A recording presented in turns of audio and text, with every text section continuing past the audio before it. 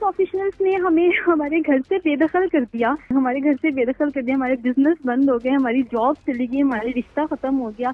Sister she was working somewhere in our company, she was doing marketing. एक तो उनके colleagues को call की गई और उधर से उसकी जॉब खत्म की गई थी। बाबा जो थे वो ऑफसेट प्रिंटिंग का एक कंपनी के साथ काम करते थे, तो वो बैग जब उठाए तो वो काम भी खत्म हो गया। तो थर्ड ऐसे इस तरीके से हमारे जितने भी अर्निंग हैंड्स थे एक्चुअली वो एलिमिनेट होते गए।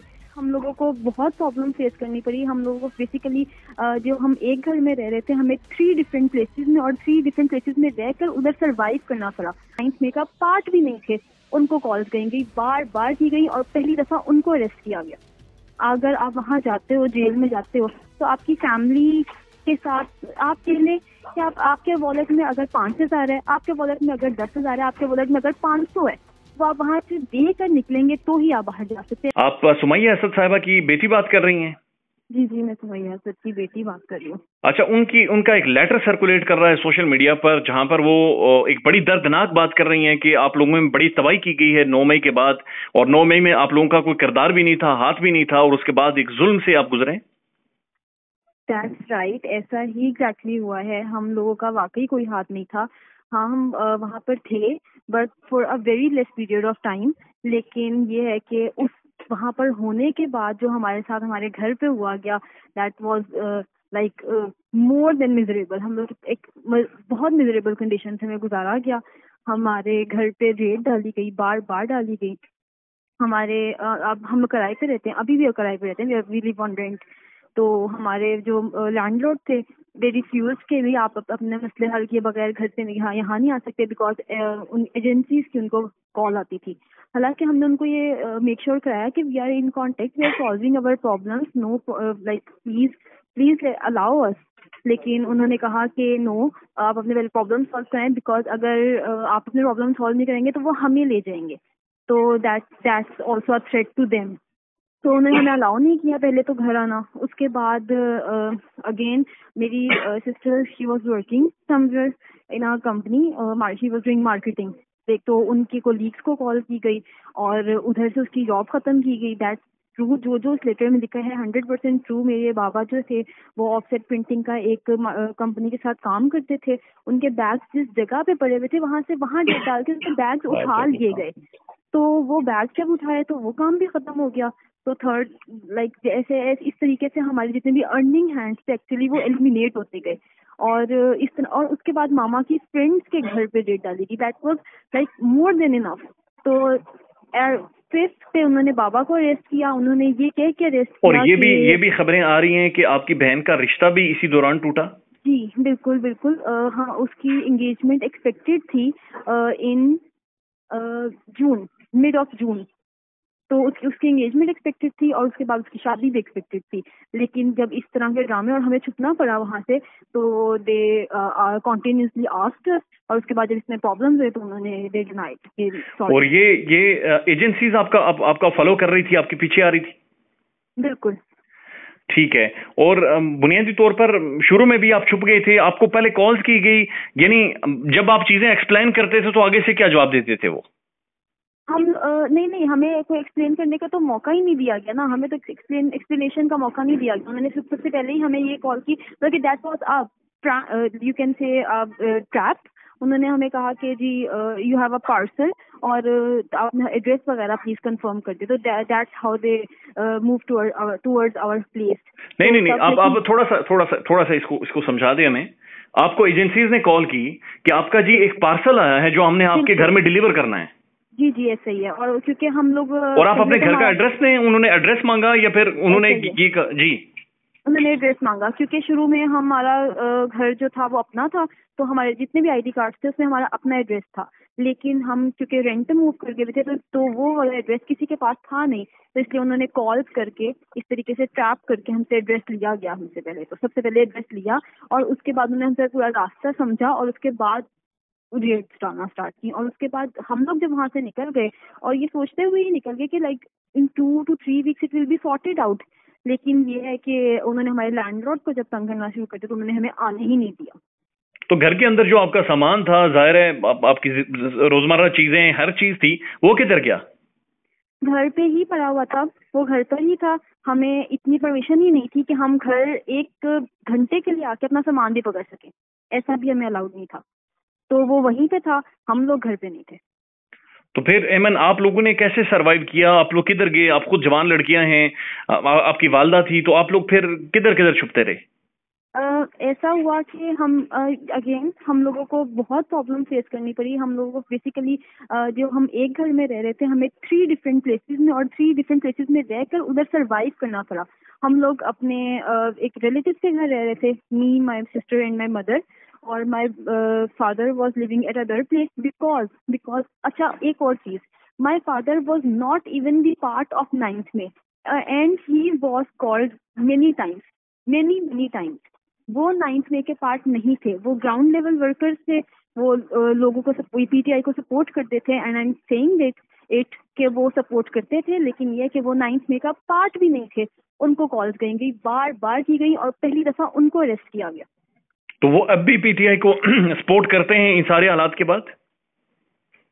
देखिए सपोर्ट और ना सपोर्ट करने की कोई बात ही नहीं है। अब तो हम मतलब हमें कोई चॉइस ही नहीं दी गई है कि आप हमसे कौन सी प्रेस कॉन्फ्रेंस कराई गई है कि जी आप आएं और बताएं कि आप सपोर्ट करते हैं कि नहीं करते। लेकिन ये है कि अगर ये तो उनकी चॉइस है कि वो वोट किसको डालते हैं। आई डोंट थिंक सो कि अभी तक उन्होंने कोई अपना प्लान चेंज किया है या किया। I am not sure about that. और ये फिर उस दौरान आप लोगों ने सरवाइव कैसे किया? आप लोगों की जो बुनियादी मामलात किस तरह से जिंदगी के चले? सरवाइव ऐसे किया कि जहाँ मेरे रिलेटिव का घर था, वो मेरी जॉब से आप कह लें कि इट वाज, अगर ट्रैफिक वगैरह हम सारी कम्यूट ऐड करें, मुझे 2 घंटे लगते थे वहां से आने में और 2 घंटे लगते थे वहां जाने में। और घर पे सिर्फ अब मेरी ही जॉब चल रही थी, तो we didn't want to lose that. तो ये था कि मैं जॉब करती थी, मैं जॉब कर रही थी, और चाहे उसके लिए मुझे 4 घंटे का सफर करके आना पड़े या 5 घंटे का सफर करके आना पड़े, आई मैनेज समहाउ। और उस तरीके से भी तो ये बताएं अमन कि जेल में आपकी वालदा के साथ सलूक कैसा है?